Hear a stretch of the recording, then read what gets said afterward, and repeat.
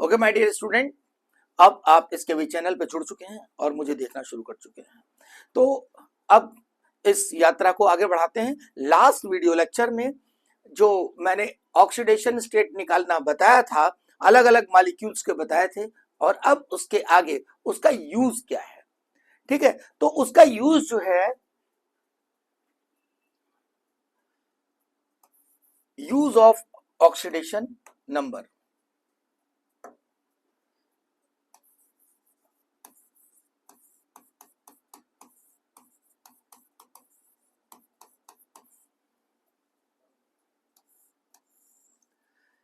तो इसका सबसे जो बेहतरीन यूज है वो है बैलेंसिंग ऑफ द रिएक्शन। किसमें? Balancing of the reaction.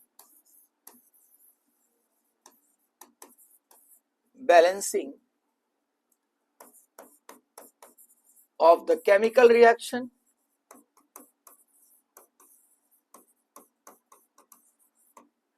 और ये दो मेथड हैं। पहला है ion electron method,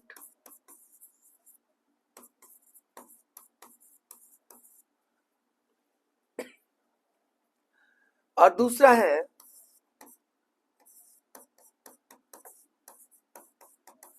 oxidation number method.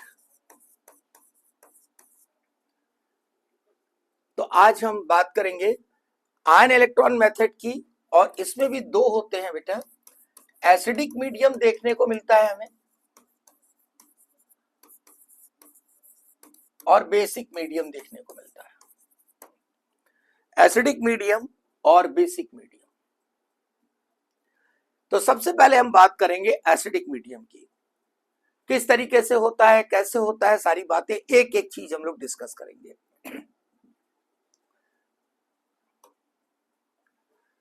यानी balancing of chemical reaction in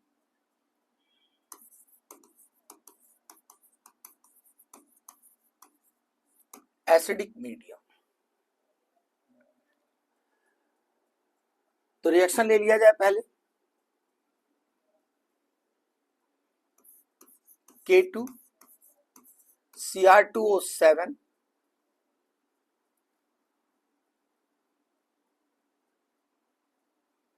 इसको हटा के दोबारा, कोई बड़ी रिएक्शन है तो ऐसे लिखते हैं।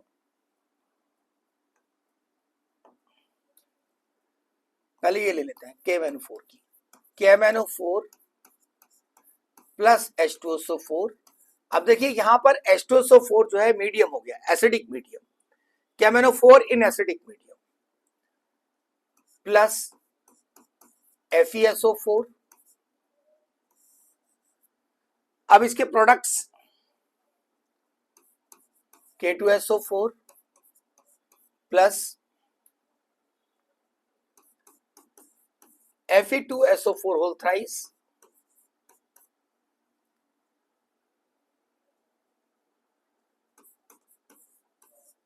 H2O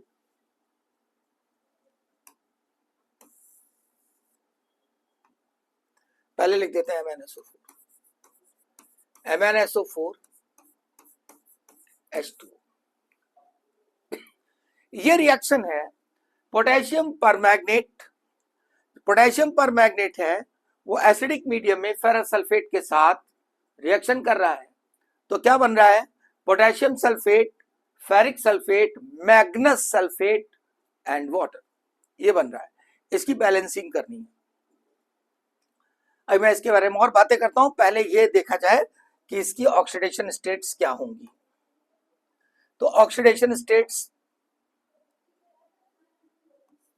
K+1,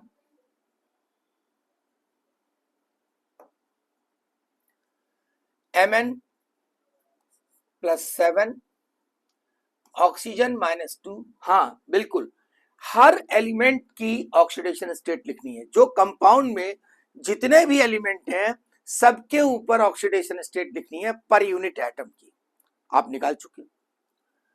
hydrogen +1, sulphur +6, oxygen -2, ferrous +2 +6 -2, sulphur का +6, oxygen -2, potassium +1 +6 -2 +3 +6 -2, Magnus +2 +6 -2 +1 -2।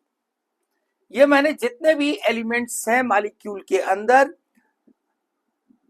The molecules which are participating in the reaction, हमें एक एक एलिमेंट का ऑक्सीडेशन स्टेट लिखना है और वो हमने इसके ऊपर लिख दिया। इससे क्या फायदा हुआ? इससे फायदा ये हुआ कि हमें पता चल गया कि कौन कौन रिएक्शन में पार्टिसिपेट कर रहा है रेडॉक्स के थ्रू, यानी किसका ऑक्सीडेशन नंबर चेंज हो रहा है देखा जाए। Mn+7 से कहां जा रहा है? 0, यानी इसका मतलब oxidation state decreasing, oxidation state is decreasing. +7 से +2 हो रही है। अब देखा जाए आयरन, +2 से +3, ऑक्सीडेशन स्टेट इज इंक्रीजिंग। अगर डिक्रीज हो रहा है तो इसका मतलब क्या है? यह है रिडक्शन। और अगर इंक्रीज कर रहा है तो क्या है? ऑक्सीडेशन। मैंने एकदम स्टार्टिंग में first video lecture of redox में मैंने आपको डिस्कस किया है कि ऑक्सीडेशन का मतलब है लॉस ऑफ इलेक्ट्रॉन, यानी ऑक्सीडेशन नंबर का बढ़ना, और गेन ऑफ इलेक्ट्रॉन यानी रिडक्शन, ऑक्सीडेशन नंबर का घट जाना। तो अब देखिए यहां पर इसका ऑक्सीडेशन नंबर कम हो रहा है, तो ये है ऑक्सीडाइजिंग एजेंट। यहां लिख देता हूं, ऑक्सीडाइजिंग एजेंट क्या होगा? KMnO4 in acidic medium, it is reduced, it is reduced। जो घट जाता है, जिसका जो जो रिड्यूस होता है वो ऑक्सीडाइजिंग एजेंट होता है, क्योंकि ये घट रहा है दूसरे को बढ़ा रहा है, ये घट रहा है इसीलिए दूसरा बढ़ रहा है। तो जो घट रहा है वो रिड्यूस हो रहा है, जो वही तो बढ़ा रहा है दूसरे को। मेरी बात समझ रहे हैं?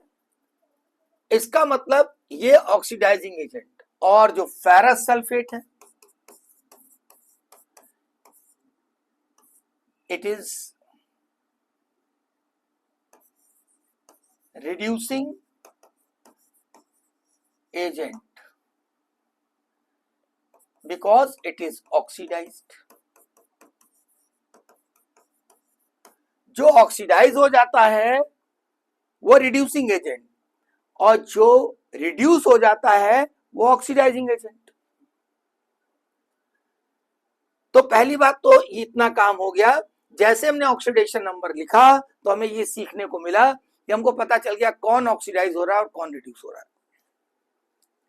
जो ऑक्सीडाइज हो रहा है वो रिड्यूसिंग एजेंट, और जो रिड्यूस हो रहा है वो ऑक्सीडाइजिंग एजेंट। उल्टा है, ध्यान रखें उसको। अब सेकेंड स्टेप आता है।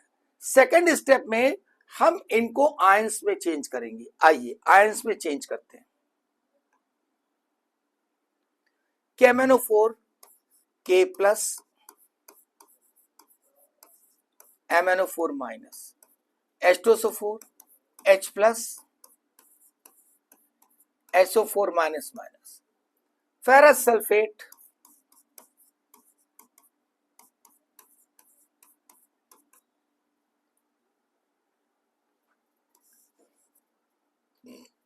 K2SO4 K plus, ferric sulphate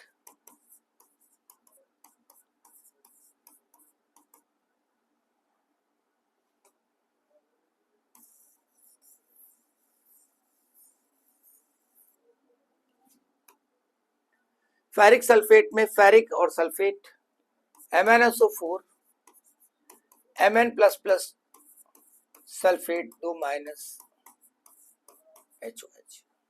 This is the reaction. This is the chemical reaction in ionic form. अब देखिए, अगर हम रिएक्शन के पहले और रिएक्शन के बाद देखें, K प्लस जैसा था पहले वैसा ही है बाद में। इसका मतलब क्या हुआ? It is not participating in the reaction. जब इसके ऊपर कोई असर ही नहीं पड़ा तो इसका मतलब क्या है कि ये रिएक्शन में पार्टिसिपेट नहीं कर रहा है। अब देखिए, सल्फेट भी वैसे ही दोनों तरफ है, तो इसका मतलब ये भी रिएक्शन में पार्टिसिपेट नहीं कर रहा है। तो जो रिएक्शन में पार्टिसिपेट कर रहा है वो हमें दिखने लगे। अब तो देखिए, MnO4 plus H plus plus Fe plus plus Fe plus 3 Mn plus plus and water, ये हमारा आ गया। अब इसमें हम क्या करेंगे, जब आयन वाली रिएक्शन आ जाए तो हम इसको दो हिस्सों में तोड़ देते हैं, ऑक्सीडेशन को अलग और रिडक्शन को अलग। ठीक है,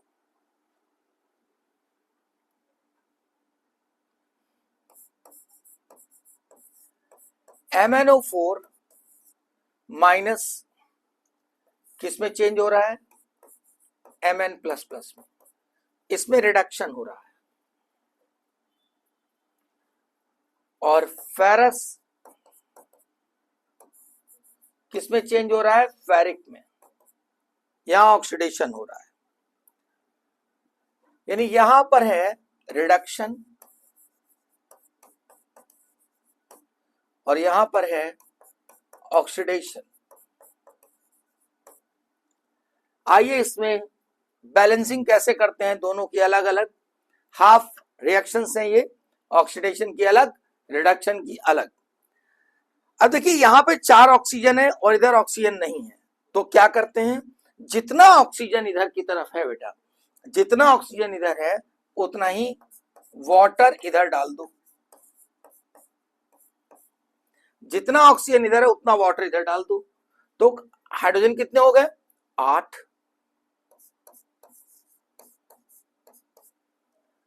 यानी अब आप जो रिएक्शन देखिए, जो पहली रिएक्शन उसको ध्यान से देखिए, उसमें एटम सारे बैलेंस है। Mn इधर 1, Mn इधर, 4 ऑक्सीजन 4 ऑक्सीजन, 8 H इधर 8 H इधर, यानी एटम्स बैलेंस हो गए। अब बैलेंस क्या करना है? अब हमें बैलेंस करना है आयंस को। आयंस को बैलेंस करते हैं। तो देखिए, इधर 2 प्लस है और इधर कितने? 1 माइनस और 8 प्लस। 8 प्लस 1 प्लस है, 8 से मल्टीप्लाई कर दो तो 8 इंटू 1, 8 प्लस हो गया। 1 माइनस है और 8 प्लस है, तो नेट प्लस कितने हो गए? 7। 7 प्लस इधर है, इधर की तरफ 7 प्लस, इधर की तरफ 2 प्लस। इधर कितने ज्यादा प्लस हैं? 5 प्लस ज्यादा है। देखो, 7 प्लस इधर, 2 प्लस इधर, तो इधर कितने ज्यादा हुए? 7 प्लस ज्यादा हुए। अब 1 प्लस को खत्म करना है। 1 प्लस को खत्म करने के लिए क्या करो? उसके मुंह में 1 इलेक्ट्रॉन डाल दो। जैसे ही 1 प्लस को खत्म करना है, उसके मुंह में 1 इलेक्ट्रॉन डाल दिया, 1 प्लस खत्म हो गया। तो 5 प्लस को खत्म करने के लिए कितने इलेक्ट्रॉन डालोगे? 5 इलेक्ट्रॉन। तो इधर मैंने 5 इलेक्ट्रॉन डाल दी।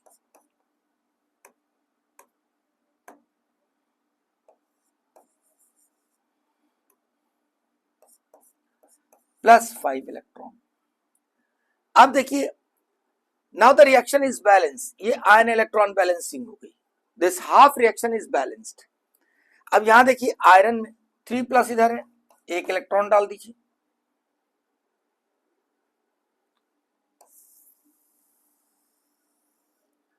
अब जो रिएक्शन लिखी जाती है, ये रिएक्शन देखिए, इसमें कहीं इलेक्ट्रॉन दिख रहा है? नहीं दिख रहा है, कोई इलेक्ट्रॉन नहीं दिख रहा है। तो इसका मतलब इलेक्ट्रॉन गायब हो जाना चाहिए। कैसे गायब होगा?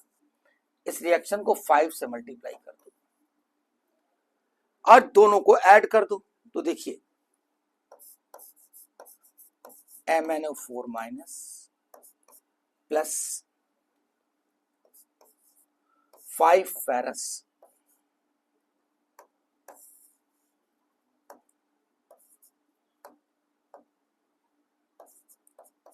5 ferrous, 8 H plus, electron cut गया, 5 इलेक्ट्रॉन इधर 5 इलेक्ट्रॉन इधर कट गया।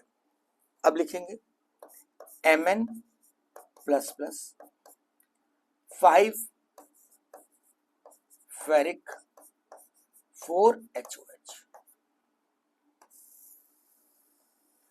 Now the reaction is balanced. इसको कम से कम कॉपी पर आप 2-3 बार प्रैक्टिस करेंगे तब आपको समझ में आएगा। अब देखिए, इसमें मैं एडिशनल कुछ बातें बताना चाहता हूं। जैसे हमने कहा MnO4, तो MnO4 जो होता है, MnO4 इसका कलर कैसा है, मैजेंटा या पर्पल या वॉयलेट भी लिखा रहता है कहीं कहीं। तो अगर इसका जो पर्पल कलर है, इसका कलर कैसा होगा, पर्पल होगा। जैसे ये फेरस सल्फेट से रिएक्शन करेगा, और फेरस का भी कलर याद रखिए काम आ जाता है कभी कभी, ferrous Apple green, ferrous Apple green होता है। तो अगर हम KMnO4 की रिएक्शन एसिडिक मीडियम में कराते हैं तो पर्पल कलर गायब हो जाएगा, यानी ये कंज्यूम हो रहा है, इस कलर पर्पल कलर गायब हो रहा है, किसमें कन्वर्ट हो जाएगा, Mn प्लस प्लस में। अब Mn प्लस प्लस कैसा है, कलरलेस, कलरलेस यानी इसका कलर गायब हो जाएगा। तो अगर मान लीजिए कि पर्पल कलर KMnO4 का गायब हो रहा है, कंज्यूम हो रहा है, कलर गायब हो रहा है, इसका मतलब रिएक्शन हो रही है, इसका मतलब रिएक्शन चल रही है, ये इसका इंडिकेशन हो गया। फेरस सल्फेट किस में चेंज हो जाएगा, फेरिक सल्फेट में। इसका एप्पल ग्रीन कलर अगर रिजेंबलेंस हो तो किस में हो जाएगा, ब्राउन में, क्योंकि जो फेरस फेरिक होता है इसका ब्राउन कलर होता है, स्लाइटली ब्राउन। ठीक है, ये रिएक्शन बैलेंसिंग हुई। अगली देखिए, एक रिएक्शन और देखिए एसिडिक मीडियम में, K2Cr2O7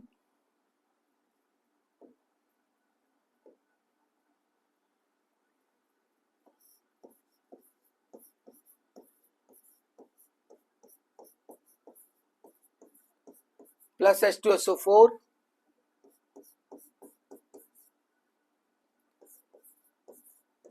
ferrous oxalate, most important,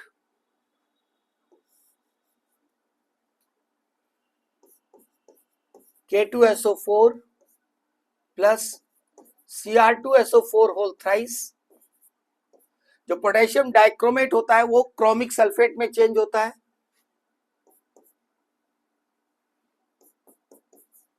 Fe2SO4 whole thrice,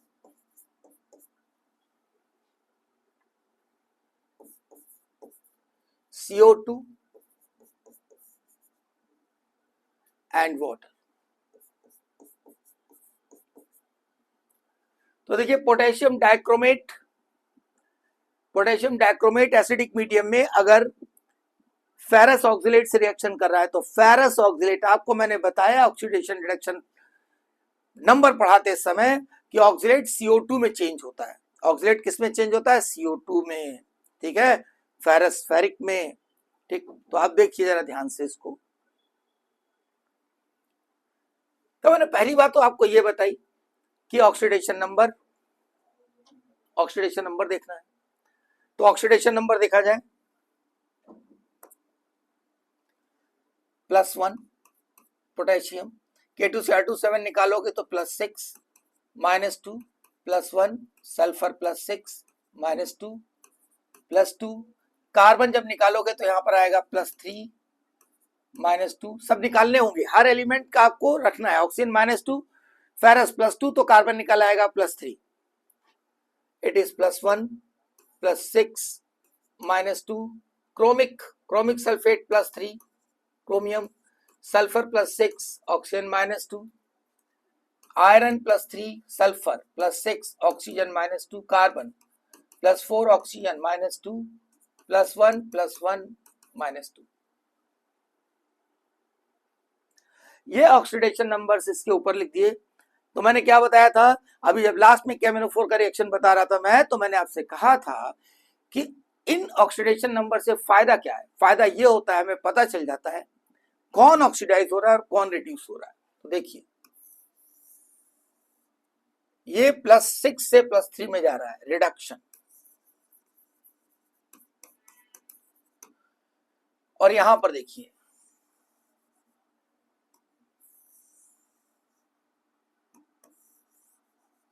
यहां पर आयरन का ऑक्सीडेशन हो रहा है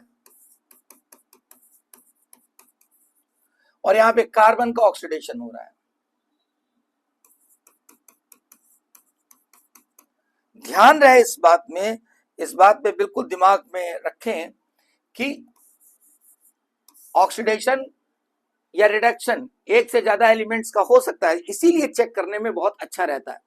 देखो यहां पर +3 है और यहां +4 है, यानी कार्बन का क्या हो रहा है, कार्बन का ऑक्सीडेशन हो रहा है। यहां +2 है, यहां +3 है, आयरन का ऑक्सीडेशन हो रहा है, लेकिन क्रोमियम का क्या हो रहा है, रिडक्शन हो रहा है। तो हम कह सकते हैं K2Cr2O7 in acidic medium is oxidizing agent, क्योंकि जो रिड्यूस होता है वो ऑक्सीडाइजिंग एजेंट होता है, और FeC2O4 इज रिड्यूसिंग एजेंट। अब देखिए यहां तक हम लोगों ने बात कर ली है, मैं इसको हटा दूंगा क्योंकि अब आपको ये तो समझ में आ गया है कि ऑक्सीडेशन और रिडक्शन, किसका ऑक्सीडेशन हो रहा है और किसका रिडक्शन हो रहा है। अब देखिए आगे,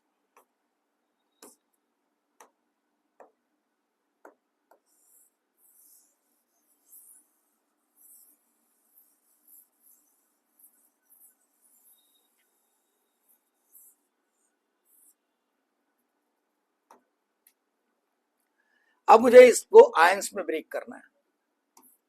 K प्लस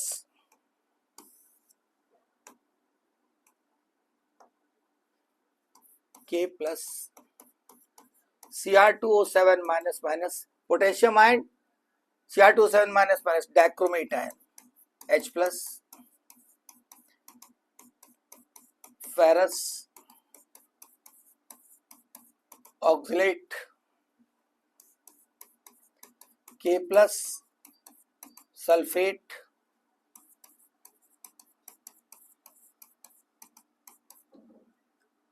फेरिक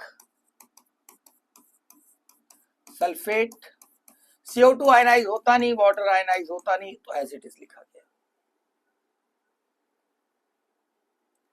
अब हमें दिखाई दे रहा है इसमें कौन कौन रिएक्शन में पार्टिसिपेट नहीं कर रहे हैं। K प्लस नहीं कर रहा है, सल्फेट नहीं कर रहा है, बिल्कुल पीछे की तरह K प्लस सल्फेट पार्टिसिपेट नहीं कर रहे हैं। जो बचा उसको कलेक्टिवली लिख लिया जाए। देखिए Cr2O7 plus H plus ferrous C2O4 minus minus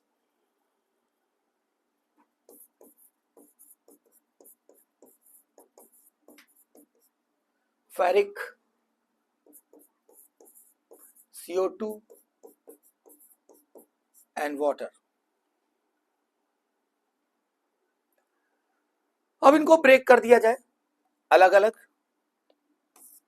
Cr2O7 minus minus is broken into the Cr plus 3. This is reduction. समझ में आ रही बात। और यहां पर देखिए बहुत इंपॉर्टेंट है, फेरस और C2O4 माइनस माइनस, ये दोनों के दोनों ऑक्सीडाइज हो रहे हैं, फेरिक में और CO2।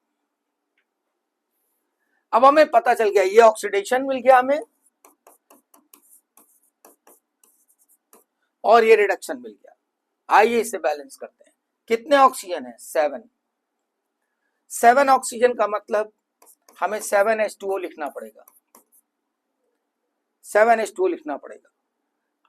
जितने ऑक्सीजन इधर है उतने उधर वाटर डाल दो, अब H कितने हो गए 14, तो अब हमने यहां लिखा 14H+। अब हमारे देखो क्रोमियम बचा है अभी, क्रोमियम इधर 2 है इधर 1 ही है, तो 2 लिख दिया। अब देखिए एटम सारे बैलेंस हो गए, देखिए ध्यान से, 2 क्रोमियम 2 इधर क्रोमियम, एटम क्रोमियम की। ऑक्सीजन 7 इधर है 7 ऑक्सीजन इधर, 14 हाइड्रोजन इधर है 14 हाइड्रोजन उधर है। अब बैलेंस क्या नहीं हुआ अभी, आयंस नहीं बैलेंस है, आयंस को बैलेंस करते हैं। देखो 2 माइनस 14 प्लस, तो इधर प्लस कितने हो गए 12, 2 माइनस ने 2 प्लस को खत्म कर दिया, तो 14 प्लस में से 2 खत्म हो गए 12 प्लस, और इधर कितने 6 प्लस, तो इधर 12 प्लस इधर 6 प्लस, तो इधर कितने ज्यादा प्लस 6 प्लस ज्यादा, तो इधर 6 इलेक्ट्रॉन डाल दो। एक इलेक्ट्रॉन एक प्लस को खत्म कर देता है, अगर एक इलेक्ट्रॉन एक प्लस को खत्म करता है तो 6 प्लस को खत्म करने के लिए कितने इलेक्ट्रॉन चाहिए 6 electron. Now this is balanced. इधर आ जाइए, आयरन देखिए 2 प्लस 2 माइनस को खा जाएंगे, पहले एटम बैलेंस करते थे। कार्बन देखो 2 है ना, तो यहां 2 कर दिया जाए। अब देखो एटम सारे बैलेंस है, अब एटम सारे बैलेंस हो गए, अगर एटम सारे बैलेंस है तो अब हमें क्या बैलेंस करना है, सिर्फ आयंस बैलेंस करने। तो जरा देखिए 2 प्लस ने 2 माइनस को खा लिया, खत्म कर दिया। अब इधर 3 प्लस ज्यादा हो गए, क्योंकि इधर तो मामला बैलेंस हो गया, इधर एक इन्होंने इनको खत्म कर दिया, तो +3 को खत्म करने के लिए हमें 3 इलेक्ट्रॉन जोड़ने पड़ेंगे। वैसे भी देखिए gain of electron reduction, loss of electron oxidation, ये भी आ गया। आइए आगे की बात करते हैं। अब इलेक्ट्रॉन को हटाना है पूरी तरीके से, यहां 6 इलेक्ट्रॉन यहां 3, 2 से मल्टीप्लाई कर दो, इलेक्ट्रॉन जोड़ते समय खत्म हो जाएंगे। आइए लिखते हैं,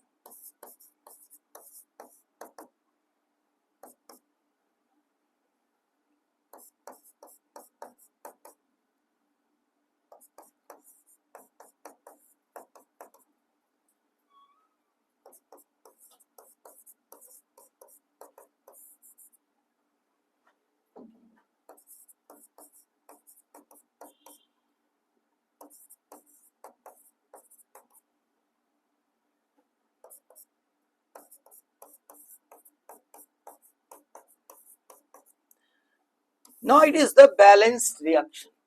ये बैलेंस रिएक्शन आ गई बेटा।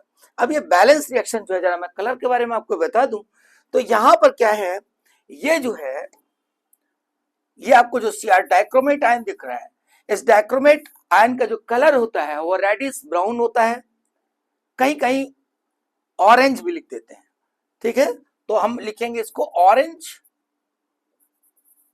ऑरेंज कलर डाइक्रोमेट, और ये कैसा होता है ग्रीन होता है, कैसा होता है ग्रीन होता है। तो orange colour is converted into green colour, ठीक है। Ferrous converted into ferric, oxalate is converted into carbon dioxide. मुझे लग रहा है आपको क्लियर हो रहा होगा। ये मैंने 2 रिएक्शन बताई, जो सबसे ज्यादा डिफिकल्ट रिएक्शन है वो मैंने आपको डिस्कस कर दी। अब ये एसिडिक मीडियम की दोनों रिएक्शन है, आप इनको एक बार में कुछ नहीं होने वाला, कॉपी पे कम से कम 4 से 5 बार इसको करिए, बोल बोल के करिए, तब ये रिएक्शन याद होगी। इसका फायदा कहां मिलेगा, जब आप डी ब्लॉक पढ़ रहे होंगे तो आपको ये रिएक्शंस पूरी पूरी मिलेंगी, और ये बहुत इंपॉर्टेंट है, समझना वहां पे आसान होगा। ये वीडियो लेक्चर आपके लिए बहुत इंपॉर्टेंट है, और उससे ज्यादा इंपॉर्टेंट नेक्स्ट वीडियो लेक्चर है, क्योंकि उसमें मैं बताऊंगा बैलेंसिंग इन बेसिक मीडियम। ओके, तो keep going, keep writing, keep studying, continuously studying. Okay, और हाँ, वीडियो को लाइक करते रहिए, सब्सक्राइब करते रहिए, कमेंट जरूर लिखिएगा। That's all.